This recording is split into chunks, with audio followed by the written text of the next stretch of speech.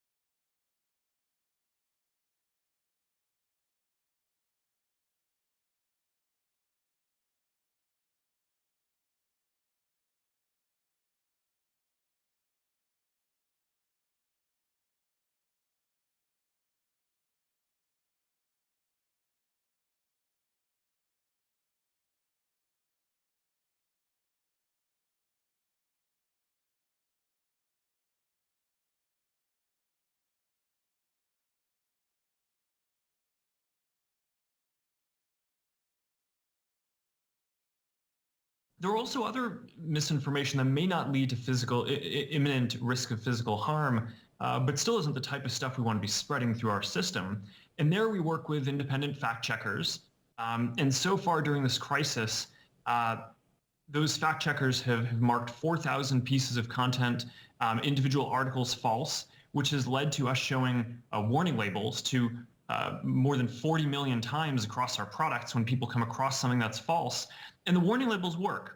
We know that because 95% of the time when someone sees a piece of information that has a fact check on it, they don't go through and consume that information.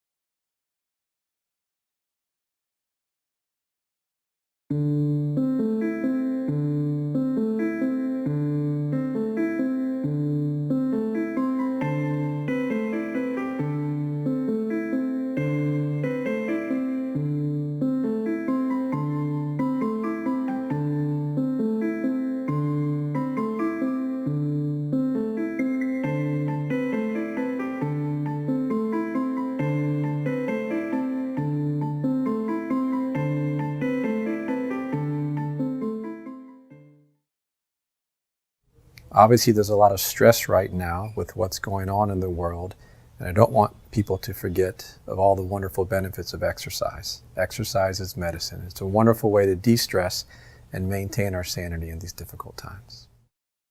It's important to A, keep our stress level down, but B, also keep our health up and keep us strong. Don't let our muscles become sedentary since we're staying at home. We need to keep up our fitness level for better health. You don't have to buy a lot of equipment to do fitness in your home. If you have a chair, a step, some light bands, a TheraBall. You can use any equipment at home. You can use a wall to do a wall sit. You can use your body weight to do a plank or a push-up. You can also use a simple little step or a curb, such as a little curb going into the garage or a curb on the sidewalk to do step-ups. You can also grab something from the pantry. Grab a can of soup, a bottle of water, a 2-pound bag of flour, anything that you can do to use for some resistance. Being part of the vaccination program has just been incredibly overwhelming. I didn't even feel it. We're expecting to vaccinate hundreds of people today. It's absolutely vital that we should have confidence in these vaccines.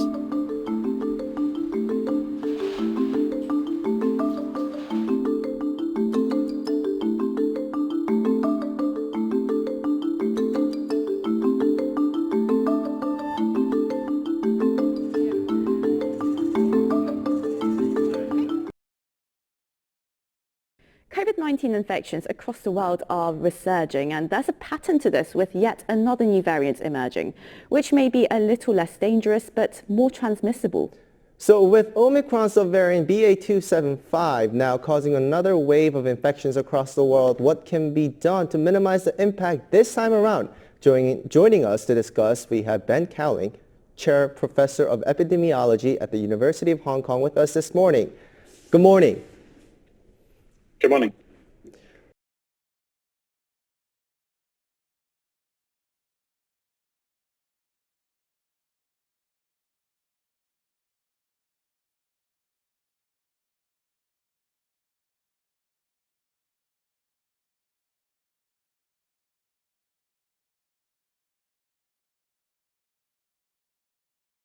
Even as we're pivoting to this next phase of the crisis, as we begin to adapt to it, there's some real elemental questions around the truth. And so, Kate, I'll put it to you first, and as you've been monitoring the situation from the beginning, what do you see changing around information and misinformation and the truth with regards to this crisis? I know, of course, that we have not conquered COVID-19 yet. But if we are on our way to finally end this pandemic, it is because we have mRNA vaccines developed by European scientists. And this is thanks to our values that these scientific breakthroughs have been possible. Values such as liberty of research, freedom of science, and the independent choices for investors. The question that I would love to ask you to start is just kind of, where does one even start in terms of cultivating happiness in this context of our pandemic crisis? Yeah, you know, when you ask the question, how do I cultivate happiness when people are dying and enormous strain is placed upon our healthcare providers, and we now know that poor people and people of color are probably going to be disproportionately affected by this.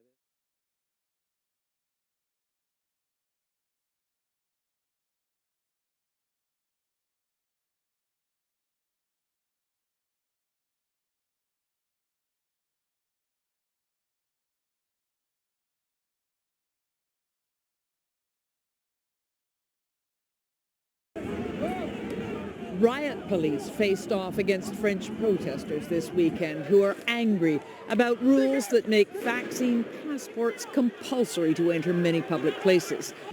But most people have accepted the idea. At the Eiffel Tower, everybody in the line has to show a proof of vaccination barcode or certificate or take an on-site COVID test in order to enjoy the views from this famous landmark, which has just reopened after 9 months.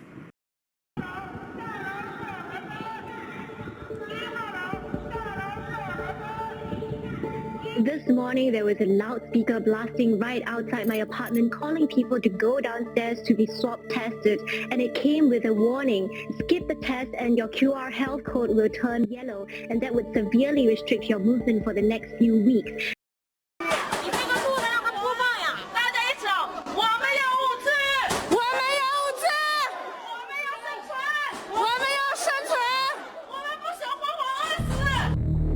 This lockdown was unprecedented in human history, at this scale, at this level, at this day and age.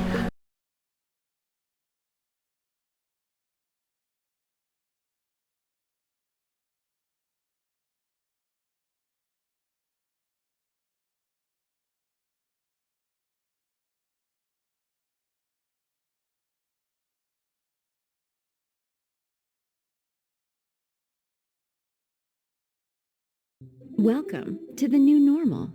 In an unprecedented time of workplace transformation, there are opportunities to thrive, not just survive.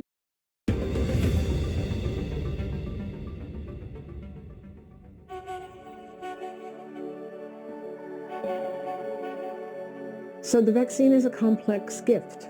It both gives you a sense that you are protected, but it ought not give you a sense that you're free to do anything you want. The fact that you have the vaccine means that you've accepted the gift, and the gift comes with some strings attached. It's a privilege to live in a city, but it's a kind of privilege that carries with it a deep responsibility, a duty that's incumbent on each of us to make the city safe. The nature of this pandemic is such that your personal choice affects the public realm. So when you say, I'm not going to get a vaccine, but I want the right to continue to work, I want the right to get on an airplane, and the right to go hear the opera, what you're doing is you're imposing that choice on me and on anyone in the community who might be more vulnerable.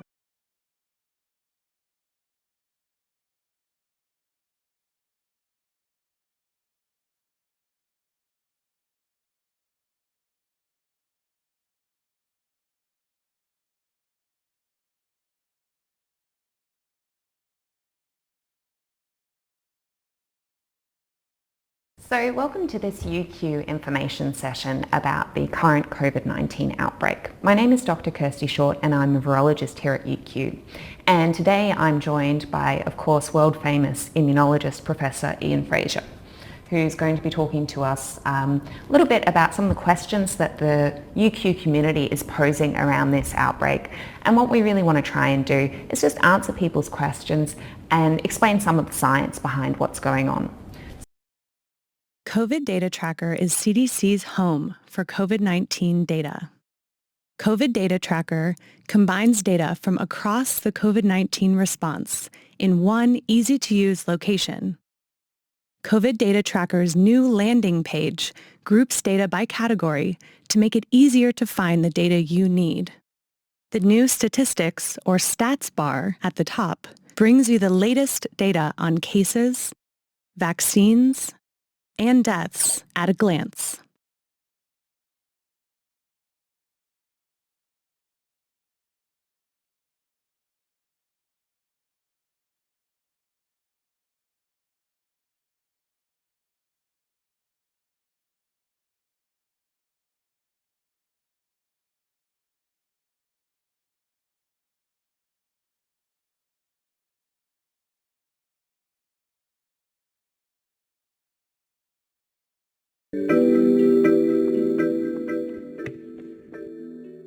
Good manners are all about other people, so if you see someone walking or running towards you, you should get out their way, move 2, 3, 4 meters away from them, if needs be, cross to the other side of the street. And if someone has jumped into a hedge for you to get out of your way suddenly, do stop and say thank you. Thank you.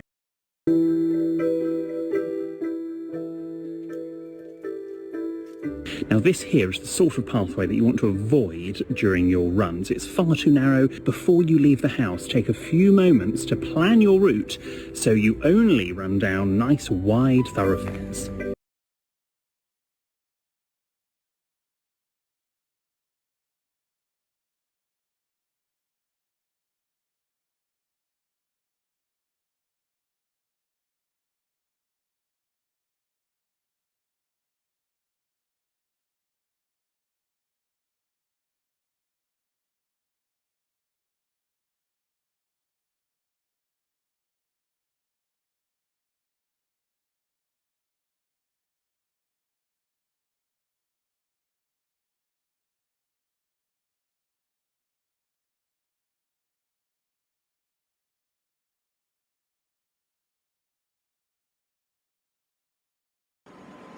Individuality is a vital component of a successful individual as well as a successful society.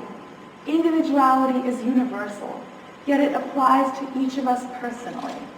One reason for this is because the human psyche functions on an individual level.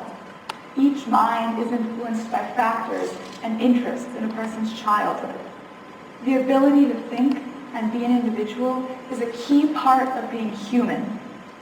Individuality is natural. Conformity is forced upon us by society. In a cultural or social context, a society that consists largely of disconnected groups and is controlled by large impersonal institutions is known as a mass society. Although the term is broad and without a clear and comprehensive definition, mass societies tend to be characterized by a lack of cultural diversity, a strong commitment to capitalism or industry, and fragile or non-existent social ties between groups.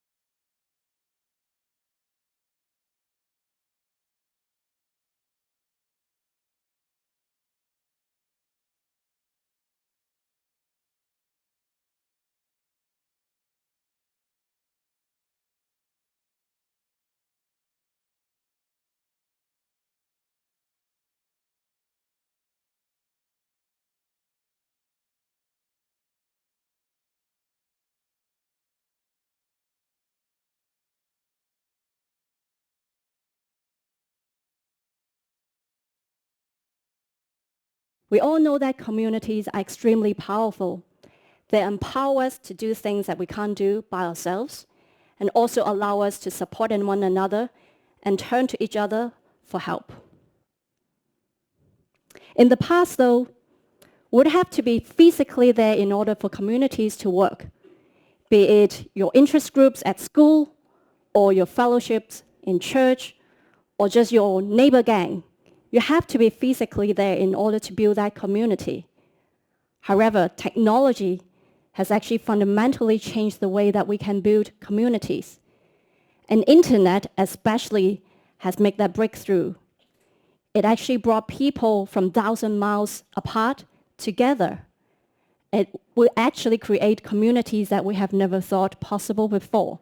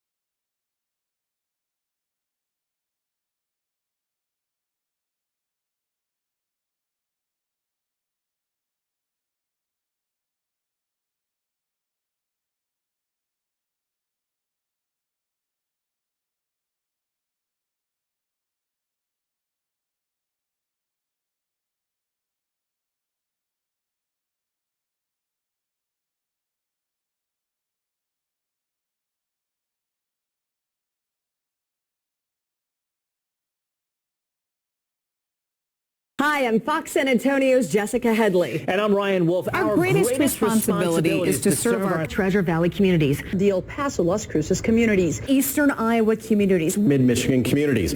We are extremely proud of the quality, balanced journalism that CBS 4 News produces. But we are concerned about the trouble and trend of irresponsible, one-sided news stories plaguing our country. Plaguing our country.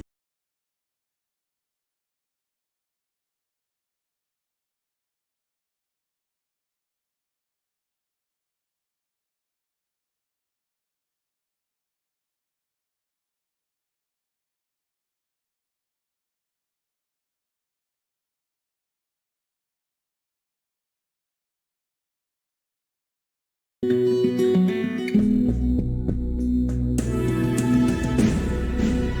you're going to be homeless, it's pretty easy here. I mean, if we're going to be realistic, they pay you to be homeless here. This right now is literally by choice. Literally by choice. Like, why would I want to pay rent? I'm not doing it. I got a cell phone that I have Amazon Prime and Netflix. I got a cell phone that I have Amazon Prime and Netflix.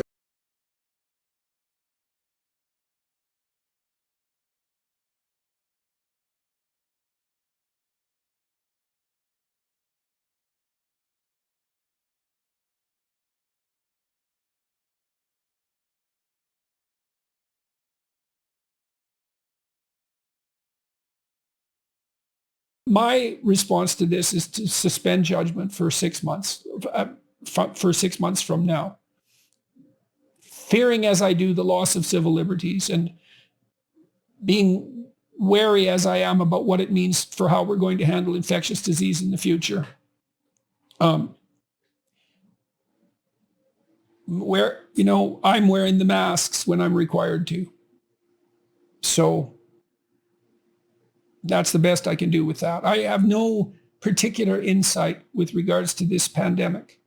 It affected me and my family in the same way it affects everyone else. It throws us into psychological disarray in all the same ways and brings up all the same moral questions. And I wish I had a better answer, but I don't. So, I mean, I've got the vaccine. So that's a partial answer on my part. But I understand the position of those who don't want to take it. And I would be unwilling to compel them by force, that's for sure, because that's not the right approach. Although I would encourage people to get the damn vaccine and let's get the hell over this. You know, Canadians who aren't vaccinated now cannot leave the country.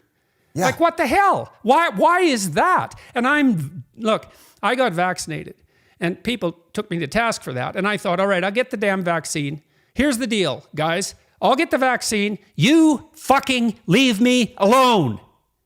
And did that work? No. So stupid me. You know, that's how I feel about it. It's like, well, now I have to get tested for COVID when I come back into Canada. I have to get tested before I leave Canada. Now, you know, that might be the latter issue. That's an issue with the Americans. And so that's outside of the Canadian purview. But the restrictions to get back into Canada are even more stringent. It's like, well, why to get the vaccine then if you're not going to leave me alone? And I don't think the evidence that unvaccinated or that vaccinated people are less contagious, let's say, I don't think it's very compelling. Yeah. So why are the unvaccinated all of a sudden a danger?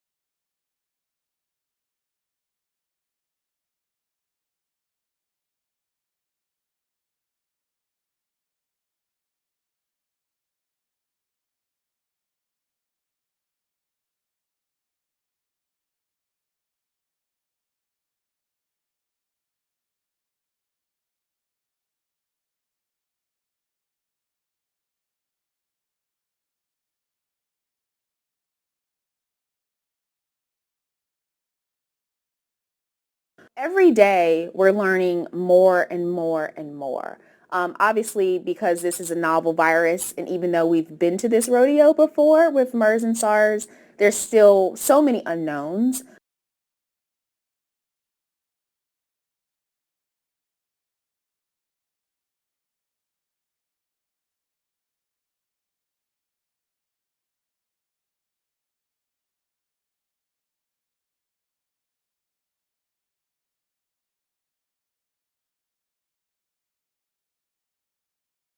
There might be other people who aren't scared to confront you, but I'm not.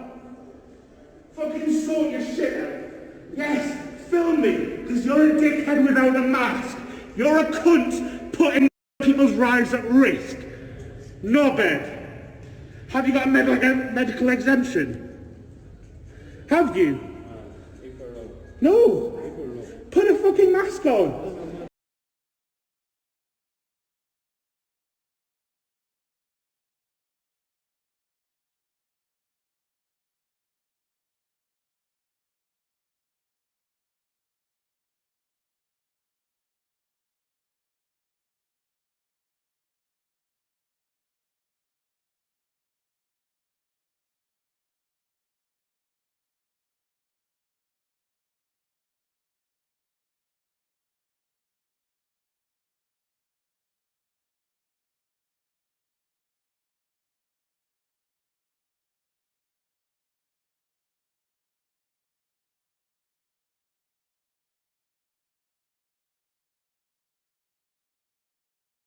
Your Excellencies, ladies and gentlemen, it's my great honor to participate for the 8th time at this important meeting, even if only in a virtual way. I'm proud that the government of Dubai has been so foresighted in establishing a Center for the Fourth Industrial Revolution in cooperation with the World Economic Forum. The objective is to quickly recognize the potential of new technologies as well as develop the necessary ethical and political frameworks around those new technologies to ensure that those technologies are human-centered and society-oriented.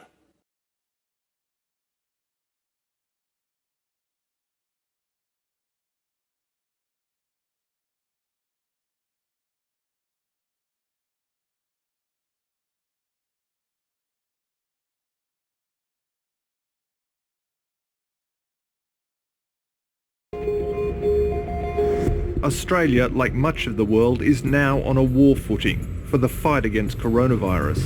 I think it's reasonable to draw an analogy here with wartime.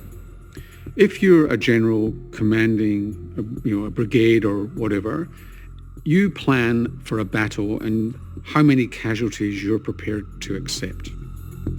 And that's what this is about.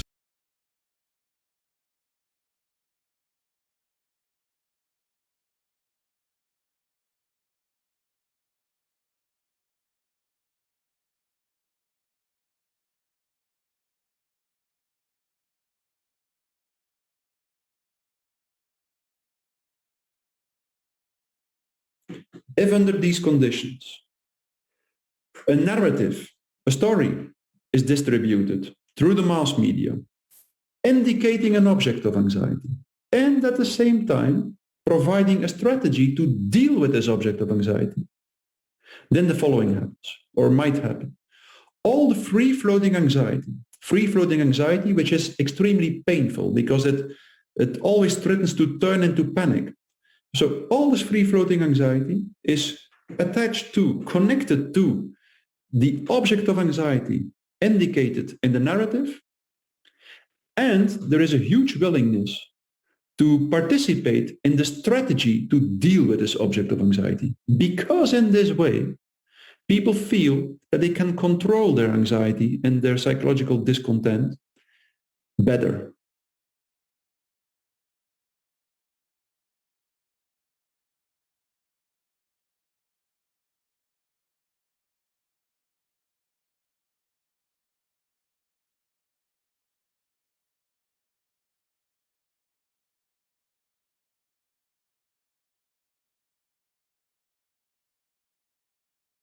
The economy is one thing, but the thing that has really been front of mind with my discussions with psychiatrists like Pat McGorry is the impact on mental illness. It's massive, and it's not overstating it to say it's a shadow pandemic.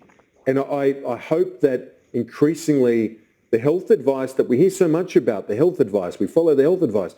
How about that includes a big chunk on the impact on our mental well-being, Mike?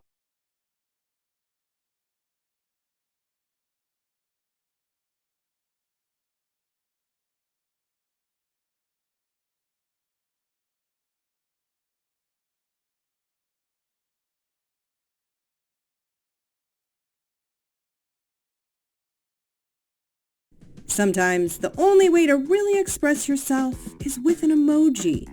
I mean, really, how did we ever clearly articulate what we were trying to say before?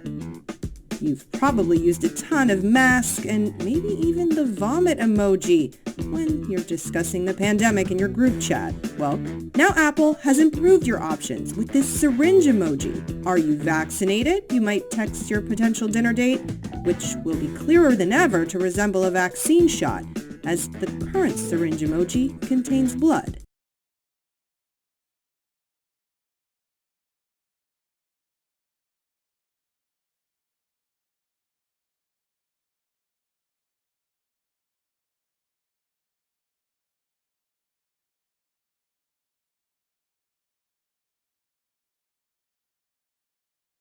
Trust the science. Trust science. Trust the science. Stay safe. Stay safe. Stay safe.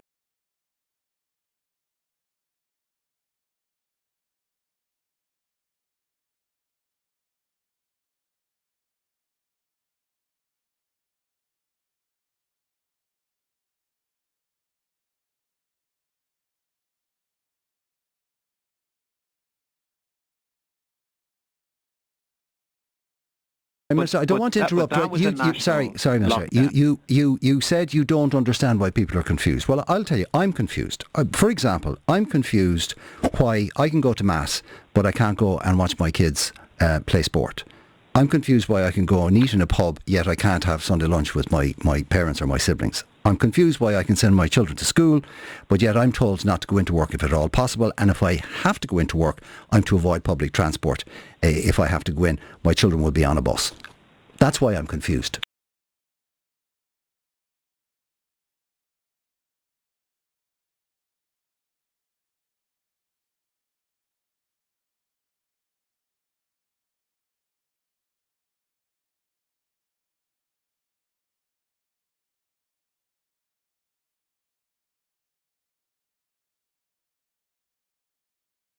We thought things were getting better. We thought 2022 would be normal. But the way things are going, I'm not so sure. This feels a lot more like 2020. The same restrictions, the same masks, the same shortages. It is easy to feel dispirited. It's easy to surrender to the pandemic. And there's a clinical term for that. It's called pandemic fatigue. I'm sure you've all felt it at some point. 21 months of wearing masks. 1 year of lockdowns, countless hours spent washing your hands or sanitizing your workplace. All of this takes a huge toll on you.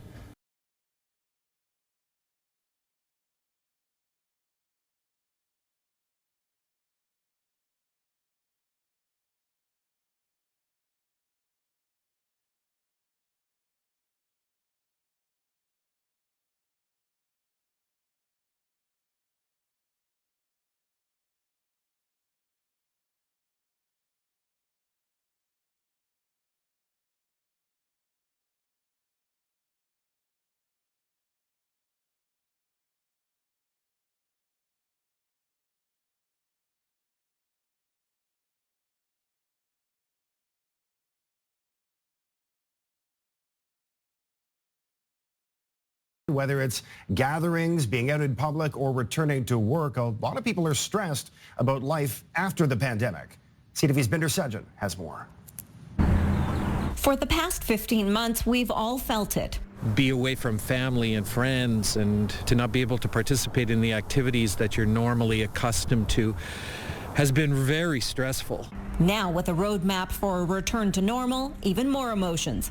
A moment of elation and joy and trepidation a little bit. According to a new poll, thinking of returning to normal has more than half of Canadians surveyed saying they feel some or a high level of anxiety. Experts aren't surprised.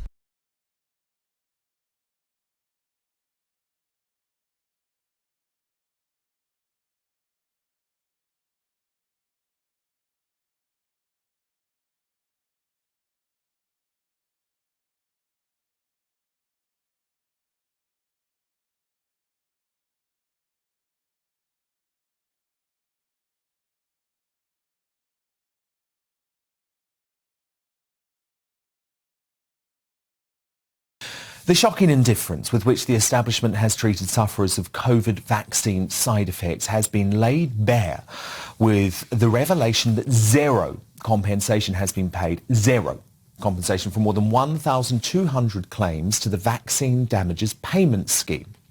We have started to hear the right noises, albeit quiet little whimpers at this stage, from the people in power who've previously wanted to ignore this issue completely.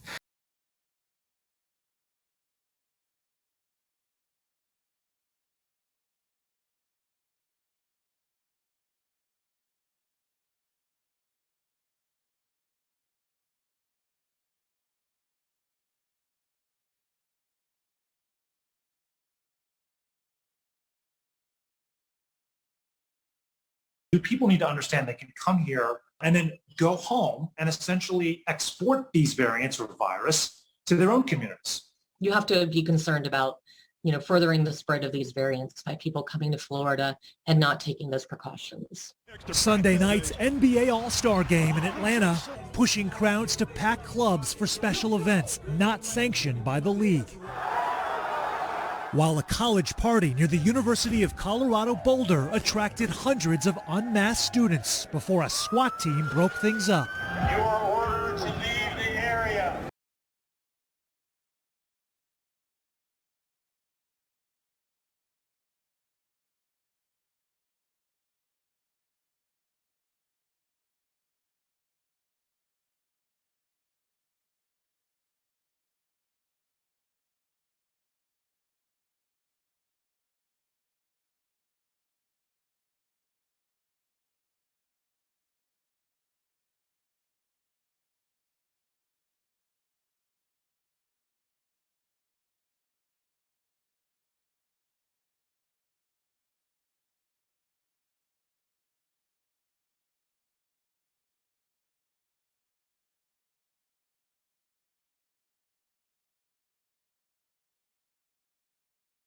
One of the leading experts informing the UK government's tough measures is Imperial College epidemiologist Professor Neil Ferguson.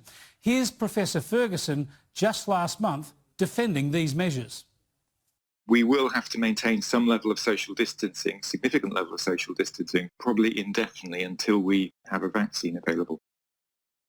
Well, there you go. The measures are important, according to Professor Ferguson, and all of the UK needs to adhere to them. Remember? Stay home. Well, it didn't say anything about not catching up with mistresses, did it?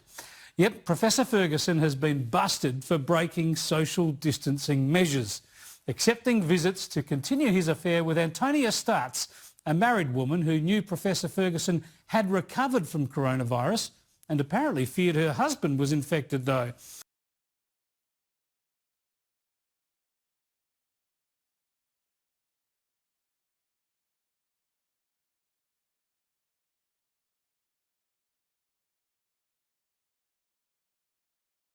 How do I get vaccinated? Getting a COVID-19 vaccine is fast, easy, free, and nearby. Here are 5 steps to getting vaccinated.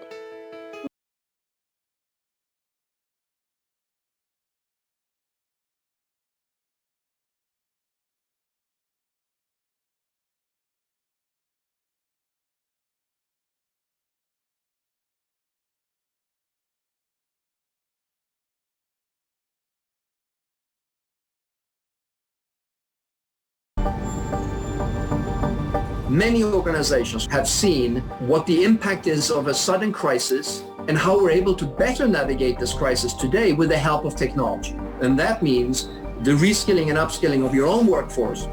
Jobs of tomorrow are technologically enabled, but also extremely human-centered.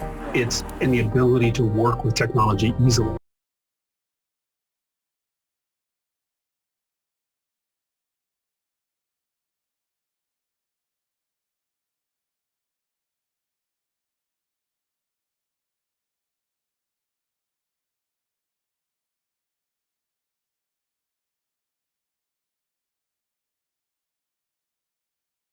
Let me begin in all humility by saying that on the 12th of April, I received a fixed penalty notice relating to an event in Downing Street on the 19th of June 2020. I paid the fine immediately and I offered the British people a full apology. And I take this opportunity on the first available sitting day to repeat my wholehearted apology to the House. As soon as I received the notice, I acknowledged the hurt and the anger. And I said that people had a right to expect better of their Prime Minister. And I repeat that, Mr. Speaker, again in the House now. Let me also say, not by way of mitigation or excuse, but purely because it explains my previous words in this House, that it did not occur to me then or subsequently that a gathering in the Cabinet room just before a vital meeting on COVID strategy could amount to a breach of the rules. I repeat, that was my mistake, and I apologize for it unreservedly.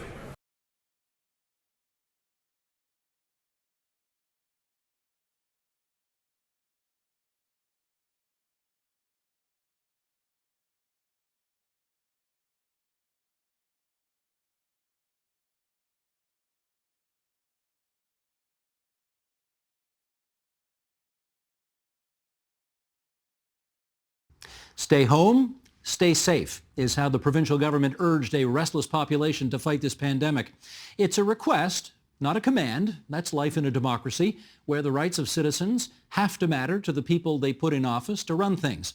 In a crisis such as this one, has that tension led democratic governments to be too timid? Has it left them less well-equipped to do battle against a threat such as COVID-19?